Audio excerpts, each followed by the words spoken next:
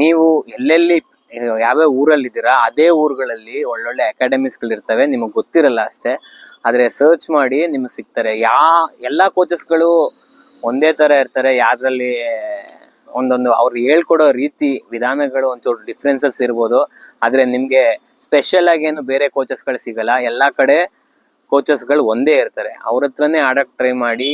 ಆದ್ರೆ ನಿಮ್ದು higher level ಬಂದಾಗ, ಹೈಯರ್ ಲೆವೆಲ್ ಆಡ್ಬೇಕು ಅಂತ ಕ್ರಿಕೆಟ್ಗಳು ಬಂದಾಗ ಜಾಸ್ತಿ ಮ್ಯಾಚಸ್ಗಳು ಆಡಕ್ ಟ್ರೈ ಮಾಡಿ, ಮ್ಯಾಚಸ್ಗಳಲ್ಲಿ ಪರ್ಫಾರ್ಮ್ ಮಾಡಕ್ ಟ್ರೈ ಮಾಡಿ. ಒಂದ್ಸಲಿ ನೀವು ಮ್ಯಾಚಸ್ಗಳು ಆಡ್ತಾ ಇದ್ದೀರಾ, ಚೆನ್ನಾಗಿ ಆಡ್ತಾ ಇದ್ದೀರಾ, ನಿಮ್ಮ ಪರ್ಫಾರ್ಮೆನ್ಸ್ಗಳು ಚೆನ್ನಾಗಿದೆ ಅಂದಾಗ ದಯವಿಟ್ಟು ನಿಮ್ಮ ಕ್ರಿಕೆಟ್ ನೆಕ್ಸ್ಟ್ ಲೆವೆಲ್ ಕ್ರಿಕೆಟು ಆಡಬೇಕು ಅಂದರೆ ಬೆಂಗಳೂರಿಗೆ ಹೋಗಿ.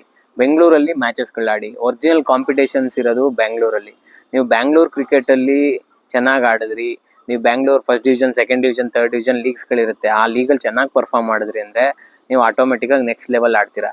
ನೀವು ಇಲ್ಲಿ ಬಂದು ನಾನು ನೆಕ್ಸ್ಟ್ ಲೆವೆಲ್ ಆಡ್ಬೋದಾ ಅಂತ ಕೇಳೋ ಬದಲು ನೀವು ಅಲ್ಲಿ ಹೋಗಿ ಟ್ರೈ ಮಾಡಿದ್ರೆ ತುಂಬ ಚೆನ್ನಾಗಿರುತ್ತೆ. ನೀವು ಯಾವ್ಯಾವ ಊರಲ್ಲಿ ಆಡ್ತಾ ಇದ್ದೀರಾ ಅದೇ ಊರುಗಳಲ್ಲಿ ನಿಮ್ ಕೋಚಸ್ಗಳು ತುಂಬ ಜನ ಸಿಗ್ತಾರೆ.